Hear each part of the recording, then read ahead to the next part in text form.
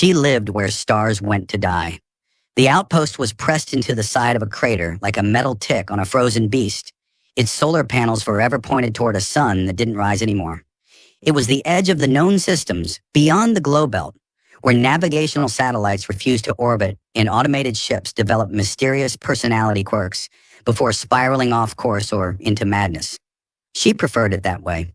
No visitors, no eyes, no mirrors. Shreya adjusted the thermal flow on the main power core, the spanner vibrating in her hand as frost chipped from the control panel. The core coughed, an indignant rattle that sounded like a geriatric droid clearing its throat, and resumed its sluggish hum. She stepped back, brushing ice crystals from her sleeve.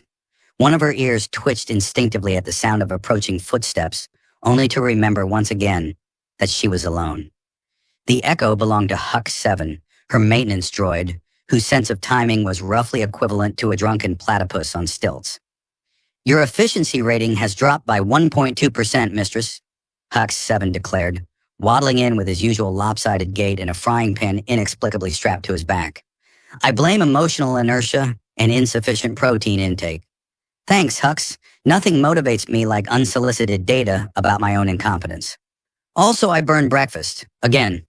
"You burned paste? It takes talent." She sighed and wiped her gloves on her tunic. Even in exile, sarcasm was a constant companion. Shreya didn't have mirrors in the outpost. Not anymore.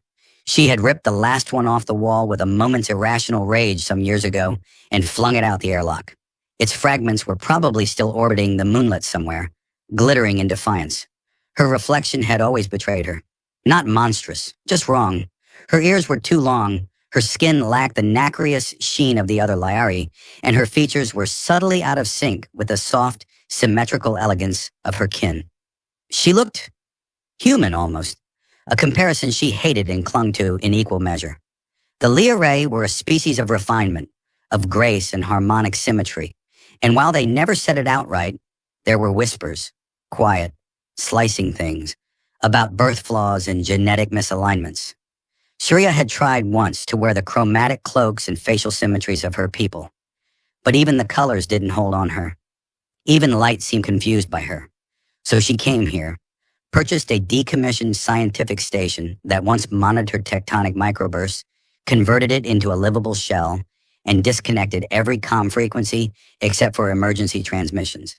And still, every time she adjusted the thermal vents or cataloged rock formations for the Planetary Council's database, she felt like she was apologizing to the universe for taking up space. "Temperature drop expected in Sector 3, HUX announced, rotating his visual module in a full circle before beeping in satisfaction. "Shall I begin Operation Blanket Barricade?" "That was one time," she groaned. "One time I asked for extra insulation, and now you think it's a tactical maneuver." "I have labeled it as such in my logs. The Great Blanket Offensive of year 173. Shreya didn't laugh, but her mouth tilted slightly. Just enough for HX to register it and file it under semi-positive emotional feedback. He trundled off humming an old Terran tune he had picked up from a corrupted data file. Something about walking on sunshine, which given their setting was at best ironic and at worst criminally optimistic. She returned to the viewport overlooking the crater's rim.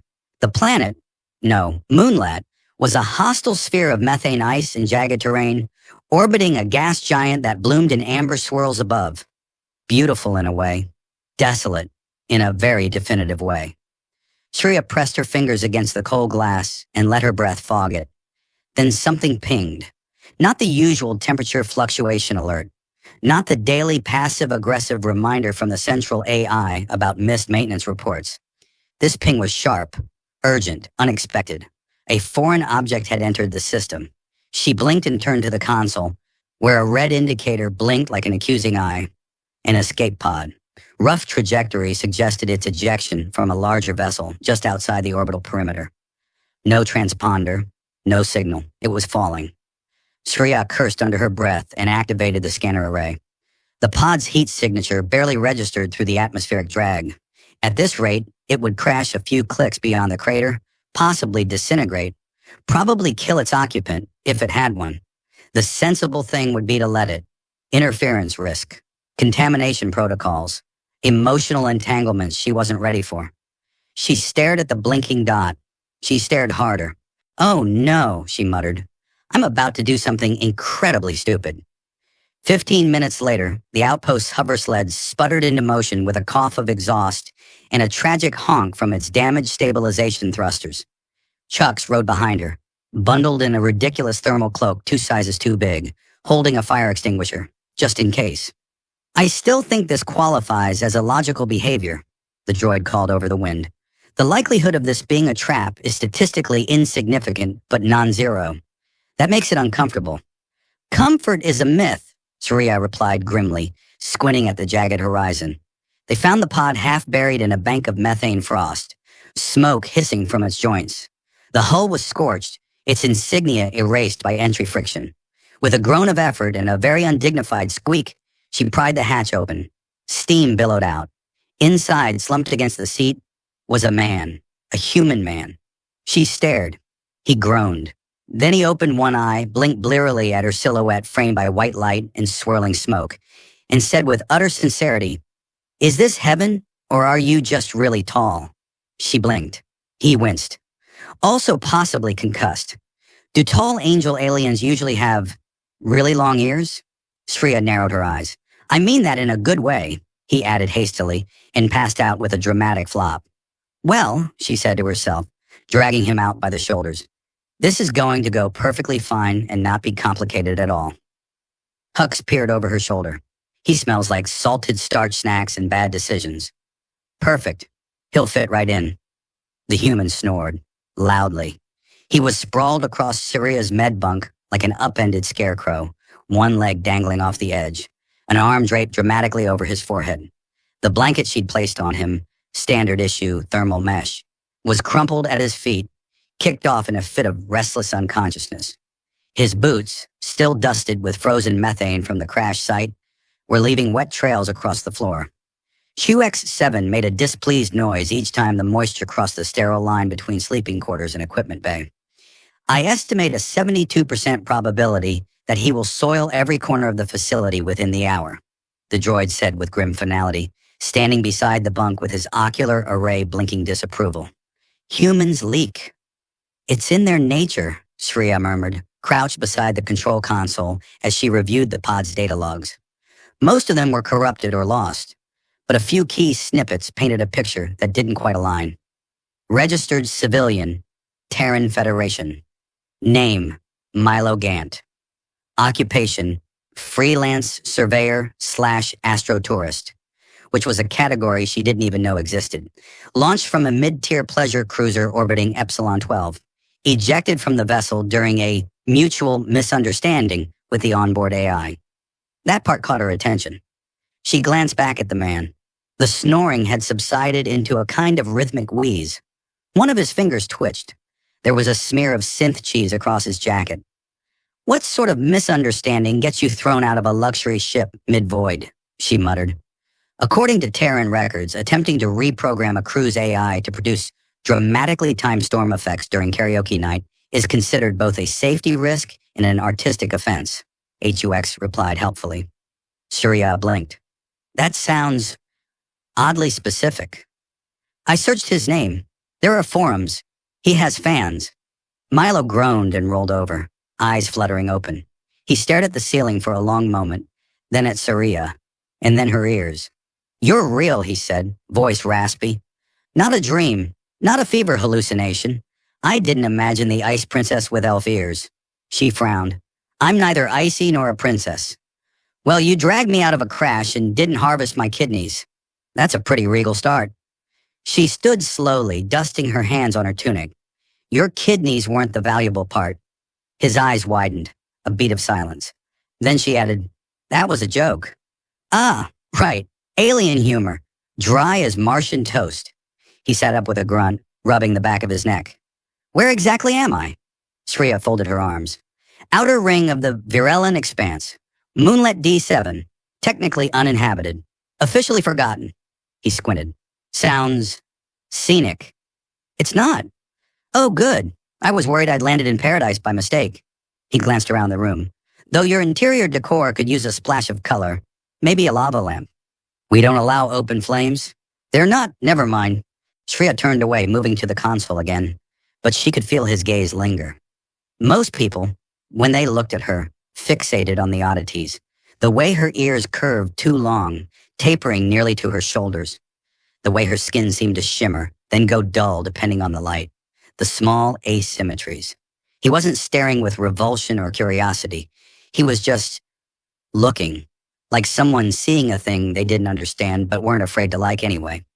"I'm not what you think I am," she said, not quite meaning to speak aloud. He tilted his head. "What do I think you are?" She hesitated. "Beautiful." The word hung there. She hadn't meant it. Not really. It was the word others had once mocked her with, sneered under breath, used to slice under the guise of kindness. She expected laughter, or awkwardness, or a polite, evasive silence. Instead, Milo blinked, then grinned. "Well, you are. Obviously." A chill passed through the room. Not metaphorical. The temperature sensors beeped an alert as the ambient warmth dropped 3 degrees. Chex made an urgent warning tone and scuttled toward the regulator panel. "I said something wrong again, didn't I?" Milo asked cautiously, watching frost gather on the nearest console. Shriya's jaw was clenched. Her breath was visible.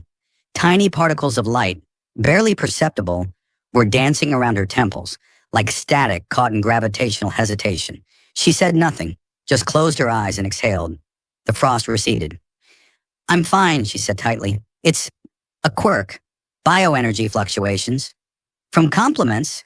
She turned sharply. "From stress." He raised his hands. "Hey, no judgment.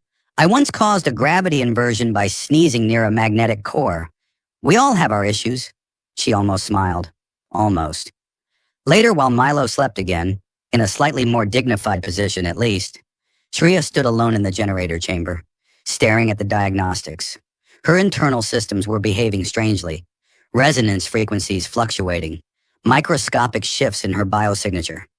The sensors kept misidentifying her as unclassified hybrid, potential precursor variant. She tapped the panel, then hit it. Nothing changed. In the background, HUX rolled up beside her. "You're leaking light again," he said conversationally.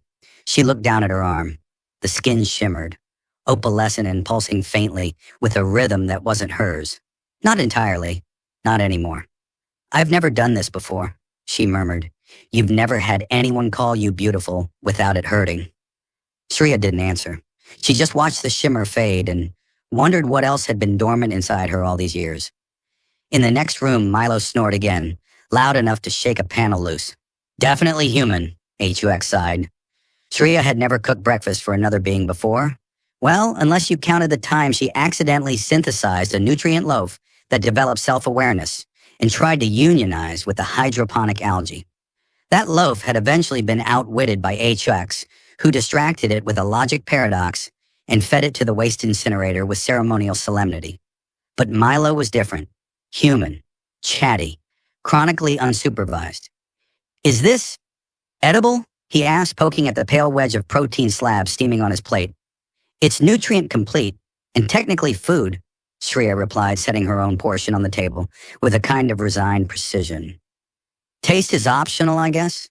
"Optional. Discouraged. Occasionally a threat." Milo took a brave bite, chewed, swallowed with effort. "Well," he said hoarsely, "my tongue's still functioning, so that's a win." HUX trundled past carrying a bucket labeled, "In case of flavor emergency." "Plan B," Milo muttered, eyes following the droid with suspicion. They sat in the outpost main common room, which was a generous term for a chamber barely larger than a ship's galley, and decorated in a style best described as institutional beige meets cryogenic chic. Pipes lined the ceiling like disinterested snakes. The table wobbled. The chairs, salvaged from a retired mining rig, creaked with every motion. Milo looked bizarrely comfortable in it all, as if he'd always belonged in cold places with flickering lights and aliens who cooked things that might be alive. "So," he said between cautious nibbles, "is this the part where you interrogate me about my mysterious past and ulterior motives? I already read your files." "Oh no, my karaoke videos." Regrettably, he winced. The moonlight rendition of Toxic was a bold creative choice. It was a cultural crime. She sipped something approximating tea. It tasted like boiled moss and interstellar regret. Milo stretched, glanced out the viewport, and let out a low whistle. The horizon was still a jagged wasteland of frost and rock, but the distant glow of the gas giant painted it gold and green, like spilled sunlight on shattered glass. He leaned forward, face lit by the display. Okay, real talk. This place is incredible. I mean, sure, death by frostbite is like 90% likely, but it's the kind of cold that makes you feel things. Existential dread, appreciation for working nostrils, that sort of thing. Shreya raised a brow. You sound disturbingly enthusiastic. It's my thing, he said with a shrug. Milo Gaunt, enthusiastically hurtling toward bad ideas since age 7. But this place, it's honest. You don't get that a lot anymore. She tilted her head. What do you mean? He hesitated, then tapped his fork on the plate. Most of the galaxy's all polish and plastic now. Corporate colonies, sanitized terraforms, curated environments. You breathe filtered air, eat lab-grown nostalgia, and pretend it's real. But this, he gestured at the frost-covered walls, this doesn't care if you're having a good day. You survive it or you don't. It's kind of beautiful. Shreya's ears twitched. She rose, walked to the far wall, and tapped in a command. A section of metal hissed open, revealing a long, unused terminal, covered in frost, cables coiled like sleeping serpents. She hesitated, then handed him a pair of gloves. Come on. He followed, curiosity painted across his face. They descended into the lower levels of the outpost, into what had once been the geology lab before Shreya gutted it for parts. Now it was half storage, half tomb. Equipment older than the last war slumped in corners. Sample jars sat like forgotten thoughts. In the center stood an old planetary scanner, still functional, barely, its interface glowing faintly as they approached. I've been mapping the moonlet, she said. Part hobby, part contract. The Planetary Council pays for data on tectonic activity and atmospheric anomalies. Keeps them informed about potential mining sites or dangerous shifts. Milo touched the display, watching the hologram ripple with geological overlays and pressure readings. This is amazing, but there's more, isn't there? Shreya nodded slowly. There's something under the ice. I don't know what yet. The scanner picks up fluctuations, resonant pulses, like something sleeping. He blinked. You've got a buried alien mystery and you didn't tell me immediately? I don't usually entertain visitors. Well, you do now. I'm entertained. Thoroughly. She narrowed her eyes. You're not helping. I can try not helping louder. He leaned in, eyes dancing with wonder. How deep? 37 kilometers beneath a glacial shelf. No known structures, no prior settlements, but something's active. Like alive active? Or mechanical? Or residual energy from something ancient? I don't know yet. Milo's grin was immediate. So? When do we go poking it with a stick? She gave him a flat look. That's the worst possible phrasing, but the best possible plan. Before she could reply, the terminal flickered. A new signal. Faint, rhythmic, not random, a pattern. Shreya froze. That's new, she said softly. The waveform pulsed across the screen. Not communication, not quite, but deliberate, like sonar. A ping, a call. Milo whispered, It's saying hello.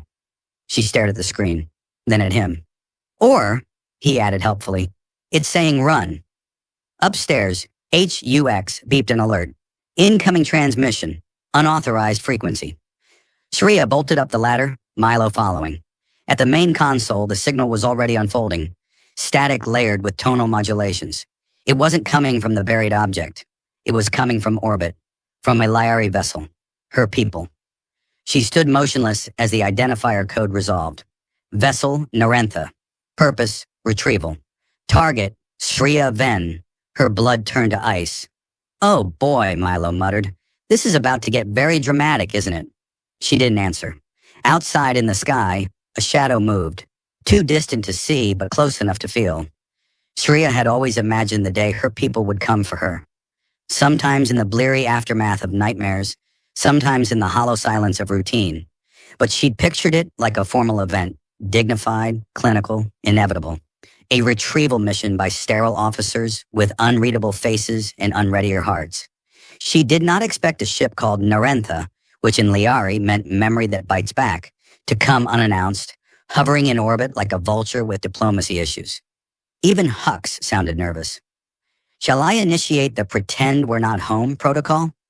No point, Shreya muttered, scrolling through the incoming data. They know I'm here. Milo peeked over her shoulder. That's a bit ominous. Is there like a talk first, arrest later tradition in your culture? There's a talk in circles until someone implodes emotionally tradition. So? Families. Exactly. The console flashed a new message, encrypted but not by much. Larry comms rarely bothered with secrecy when arrogance could suffice. The translation printed itself across the screen. You have been absent long enough. The council requires your return. Resistance will be inefficient. We await your assent.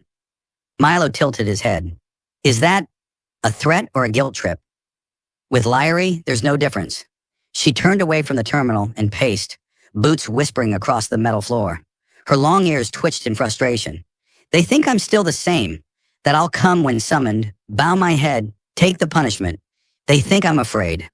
Milo, lounging nearby with a half-eaten nutrient bar that smelled faintly of petroleum, shrugged. To be fair, you did hide on a frozen rock at the end of the galaxy. Strategic retreat, she snapped. Right, super courageous strategic retreat. She gave him a look. He smiled anyway.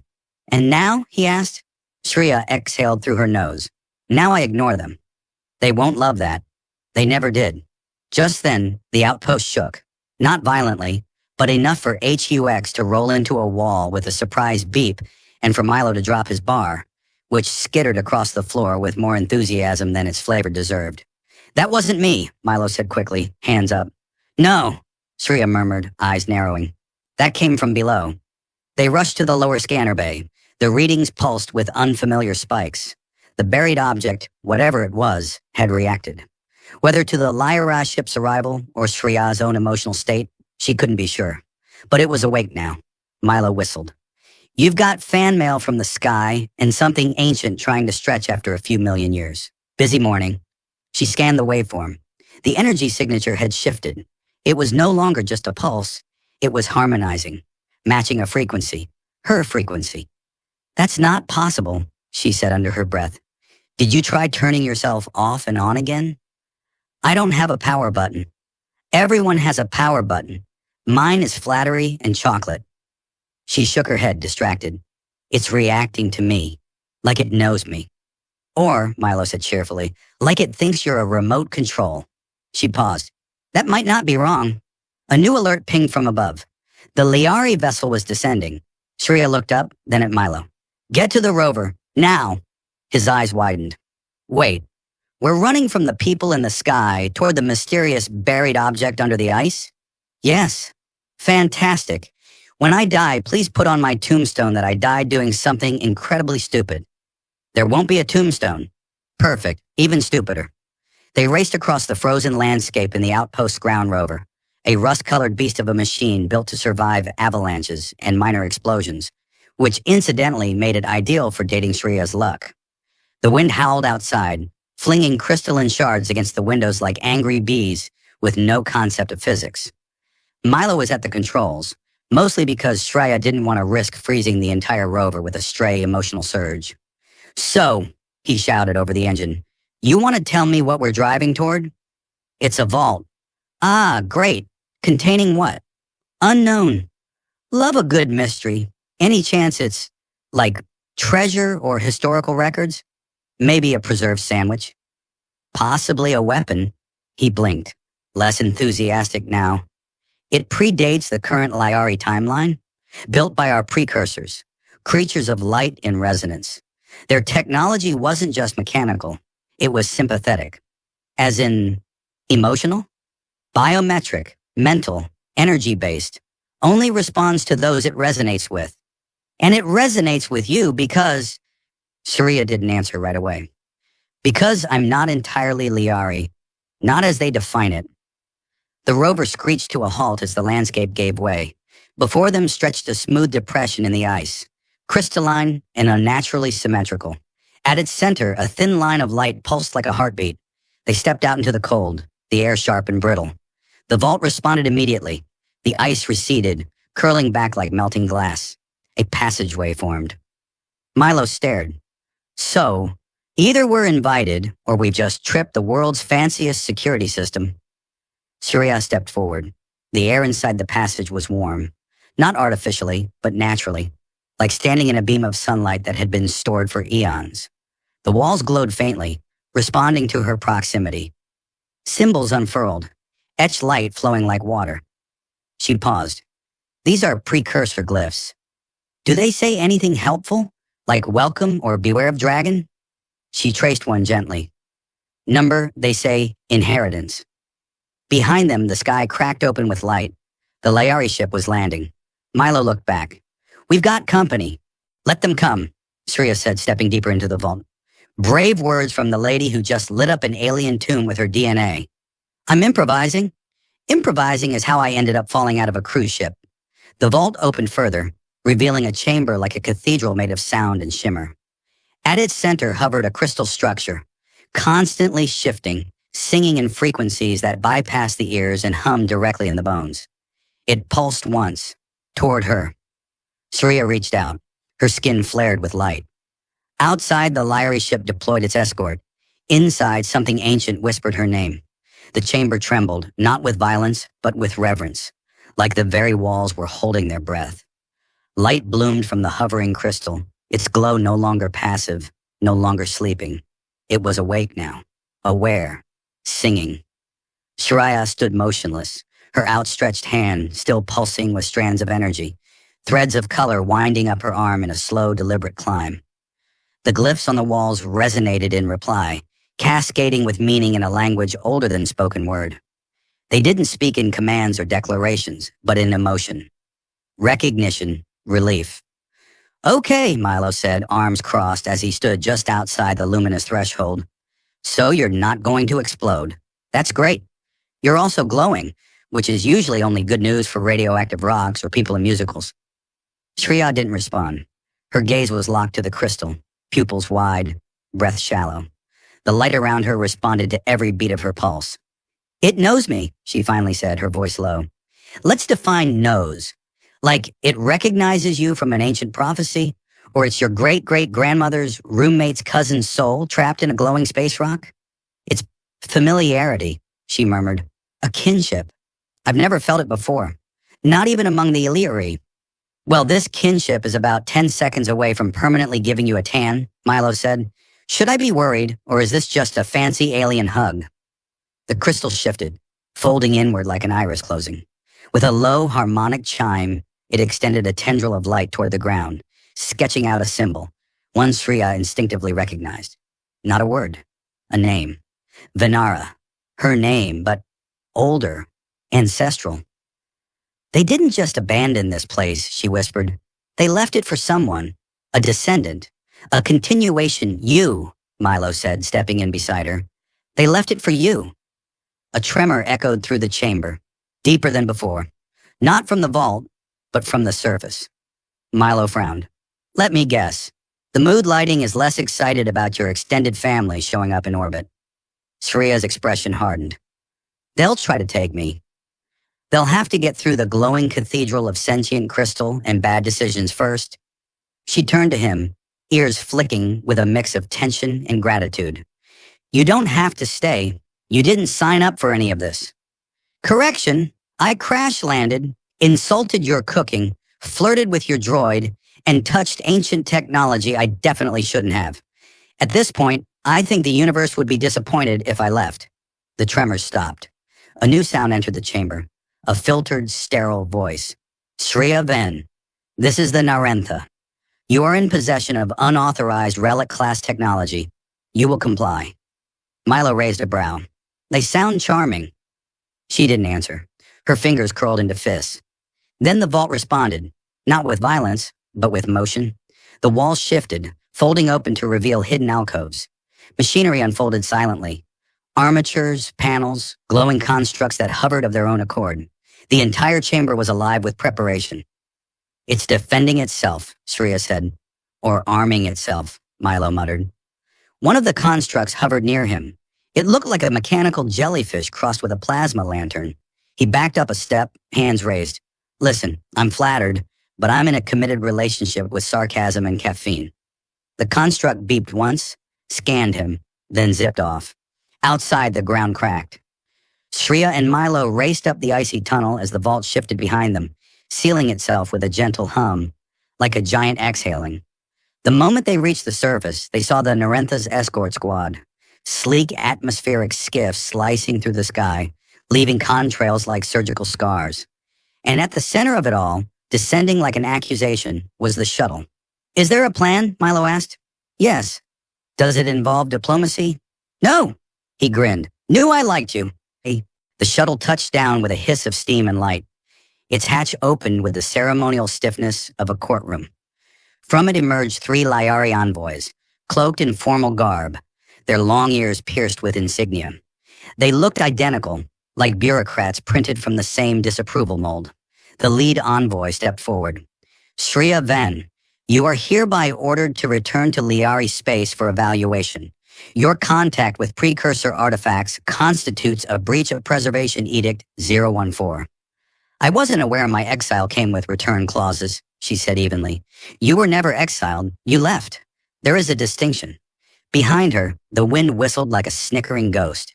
Milo whispered, These guys are fun at parties, huh? The envoy ignored him. You are disrupting a timeline of quiet containment, the Lyari said. That vault predates our civilization. It was to remain undisturbed. Shreya's eyes narrowed. Why? Because the truth breaks things. Milo blinked. Wow. Is that printed on your business cards? The second envoy stepped forward. You must understand, your condition is no longer just a genetic curiosity. You are now a variable, an unknown. We cannot allow that. Shreya laughed once, sharp and small. You fear what you didn't plan for. We fear collapse. Of what? Your empire or your illusion of control? The ground trembled again, but this time only beneath the Lyari. From the frozen earth, spires of crystal rose, slowly, silently. Not weapons, not threats. Just presence, witnesses. The vault was watching. The envoy stiffened. Milo leaned over. Okay, maybe now we start planning escape routes. Shreya took a step forward, light still dancing faintly beneath her skin. I am not what you thought. I never was. And now I am more. You don't get to contain that. The lead envoy hesitated. For the first time, there was uncertainty on his face. This isn't over, he said. No, Shreya replied. It's only just begun. The Lyari turned back to their shuttle. The skiffs pulled away like startled birds. Within moments, they were gone, leaving only silence and the scent of scorched frost. Milo exhaled. So, what now? She looked at the vault, at the sky, then at him. We learn, she said. He grinned. And maybe eat something that doesn't try to file a lawsuit against my taste buds? Don't push your luck. Night didn't fall on this planet so much as slide in sideways. The sky melted from pale gold to bruised indigo, streaked with clouds that shimmered faintly with magnetic particles, like some distant deity had tossed glitter across the firmament in a fit of boredom. The vault pulsed quietly beneath the surface, like a heart beating under ice.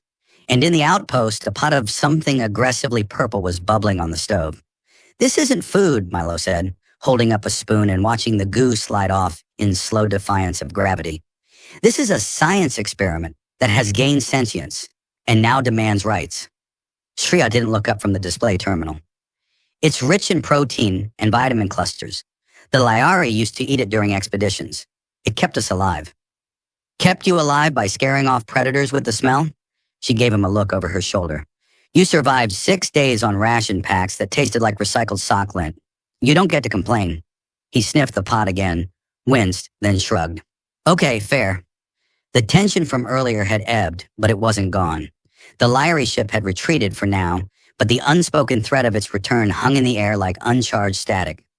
And beneath the snow, the vault waited, quiet, enigmatic, and impossibly ancient.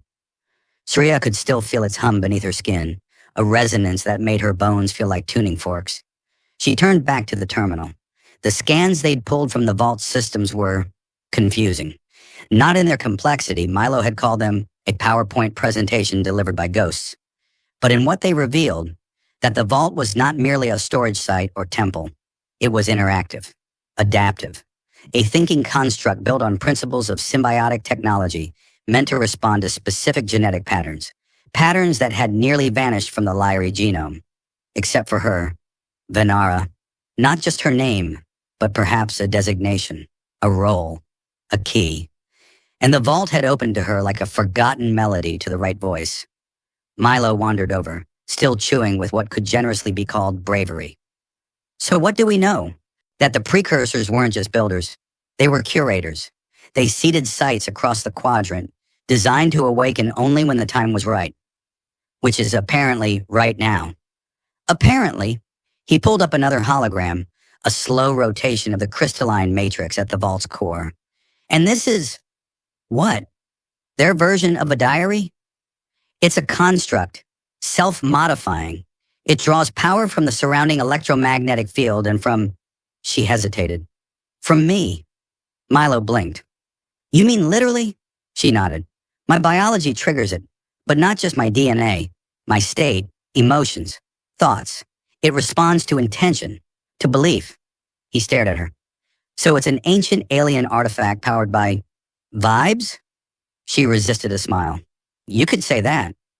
And it likes your vibes, which means you're either destined to unlock the secrets of an ancient civilization, or you're the chosen DJ for a really weird alien dance party. Let's hope it's both. They worked late into the evening, sorting data, feeding language matrices into HUX, trying to decode the glyphs etched along the inner walls of the vault. The translation was slow, nuanced, metaphor-heavy, layered with meaning that shifted depending on the reader's perspective. But certain phrases repeated, like the chorus of a song written across centuries. When the world forgets, memory must awaken. The broken shall become the bridge. Venera must choose. At that, Surya sat back, rubbing her eyes. It's naming me again. Not as a person, more like a function. Milo leaned in. So what's the choice? I don't know yet. Outside, a storm began to whisper across the ice fields, thin sheets of magnetic snow curling against the windows like ghost hands. HUX flickered slightly, adjusting its internal field.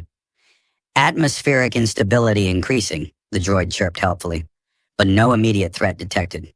Also, your cooking has been flagged as a Category 3 biohazard. Milo patted the console. Jealous, aren't you? HUX beeped in what sounded like mechanical indignation.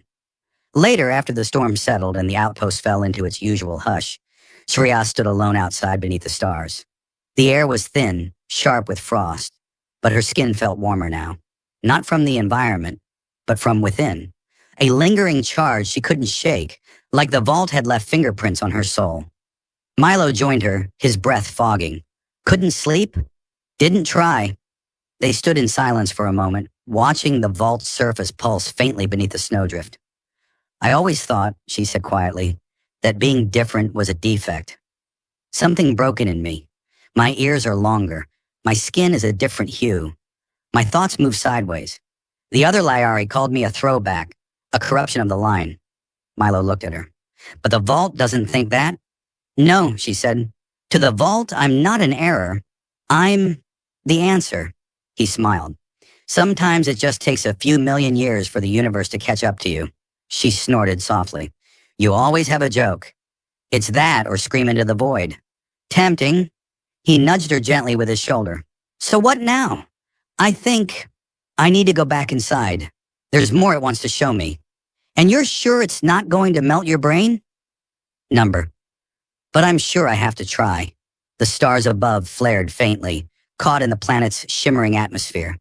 Somewhere far beyond them, the Lyri watched, planned, worried. She could almost feel their tension, their desperation to contain the unknown. But the unknown wasn't something to fear. Not anymore. It was her. She turned toward the vault, and it opened again. The vault welcomed her, not like a door opening, but like a memory returning, familiar and warm, though layered in strangeness. The crystalline walls shimmered with soft pulses, responding not to movement, but emotion. As Surya stepped inside for the final time, the lights bent toward her, brushing her skin like the touch of old friends rediscovered. Behind her, Milo followed, chewing on a nutrient bar with the suspicious expression of someone trying to determine whether what he was eating was food or packaging. So, he muttered, gesturing at the glowing interior, this is it? The alien enlightenment moment? Do you, ascend now? Turn into pure light? Or does the vault just spit out a free toaster? Shreya gave him a wry glance. I'm hoping for answers. A toaster would be nice too, though. The crystal at the heart of the vault waited.